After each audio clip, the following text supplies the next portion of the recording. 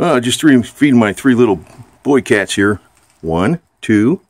Here's Dixie down there. See, he's kind of a shy guy. I had him in here this morning. I mean, this evening, because it was Halloween. I'll try keeping them all in here. Feathers inside.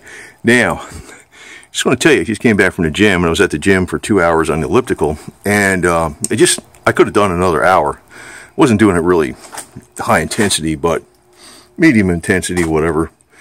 But it was in the cardio range, and I think it's attributed to the carbon C60.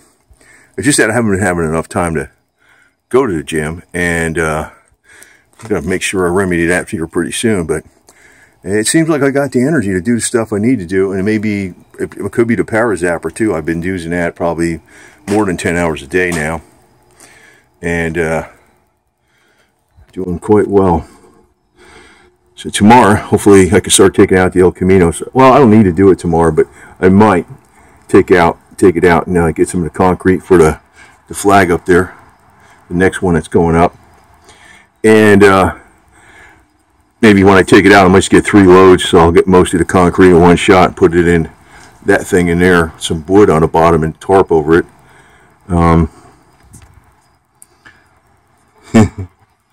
Actually, Dixie, he hangs out in his little bed right there. Either there, or these guys, they use this bed over here too. I mean, I figured they'd start figuring it out after a while. He's a little nervous when he's inside, but you know what? He's pretty, he squints at me. He's pretty, he knows I'm his friend. He does that squinting. He's the shyest one. And he felt a lot better when I brought his brother inside. His brother's like, what's the problem, man? He's playing around with everything. That's Onyx, right? That's his brother.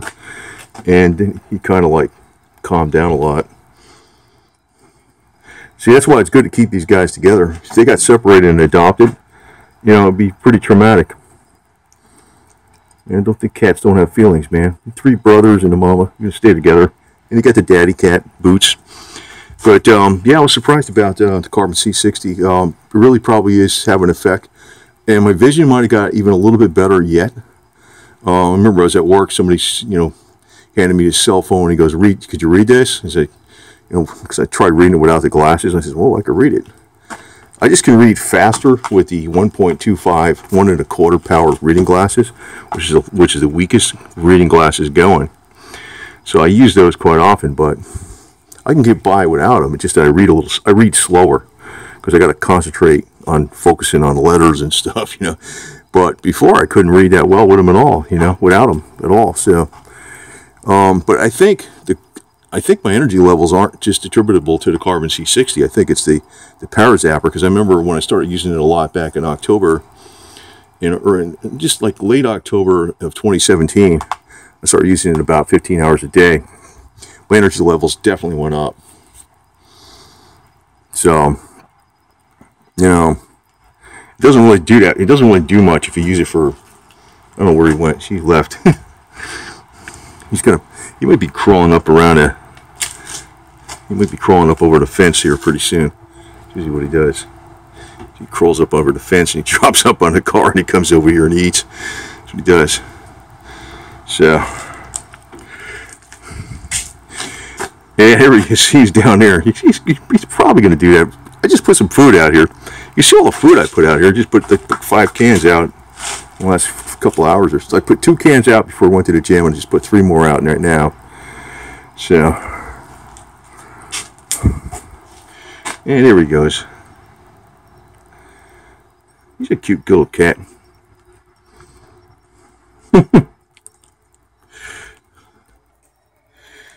Yeah, unfortunately, I think Florida's going to have Gillum for freaking governor, but I got a feeling there's going to be mainly throughout the nation. See, Florida's getting fully fucking yo-yos from the Northeast. That's what's aggravating me about this state. But mainly, I think it's going to be a Republican wave, despite the odds being against them, because normally when there's a new president, the midterm elections go to the other party. But I think mainly it's going to be a Republican wave. And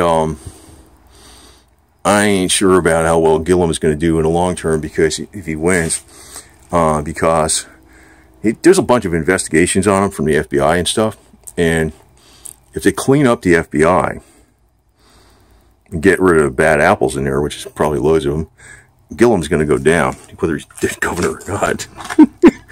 So with that jerk. I can't believe this. You know, I can't believe that only 2% of the black voters are voting for DeSantis.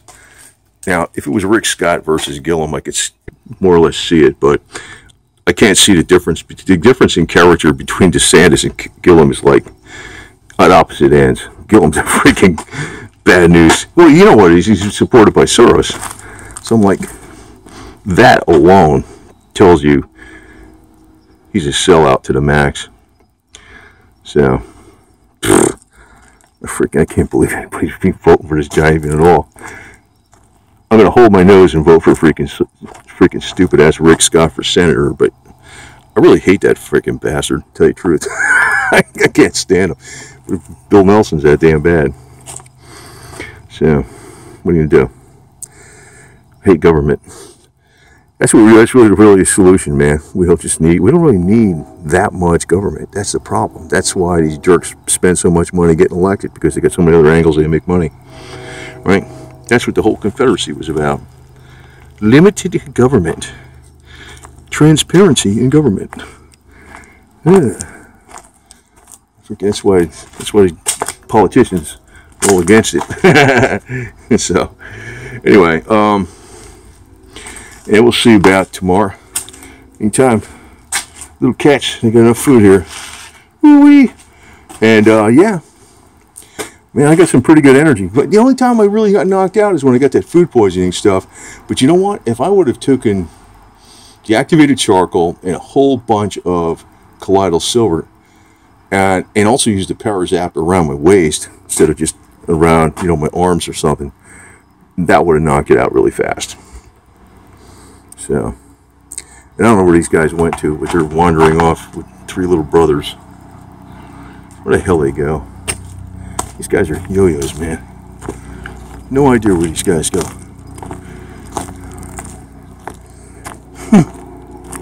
Yeah, there you are. Playing around the yard. It's all my yard anyway, so. It's all fenced in, so they usually won't wander past that.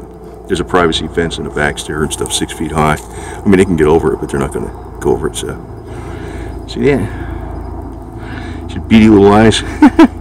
That's Dixie off there in the distance. I think that's Dixie. How much? Yeah, that's Dixie. That's Dixie. The one with the beady eyes who was lighting up. So, anyway, over and out. Yeah, by the way, I just want to throw a quick update on this 1911 I was working on. I got it really, it can eject, you know, the rounds, no problem. Even the reloaded hollow point things I did many years ago with that edge on the front, it feeds them and ejects them, no problem. I did a little bit of a chamfering around the feed ramp on a corner, on a feed ramp going into the barrel itself, and I tightened up the ejector spring. And if it throws out a fully loaded round, you know, with the projectile in it, with the weight of the projectile and the powder and stuff, it's definitely going to throw out the brass. If it throws out, you know, the other stuff with the weighted round, the full loaded round. So that should work good. I got to find out. I think there's somebody I know. I think he's got a pistol range in the back of his house, so I might try to contact him and go with that.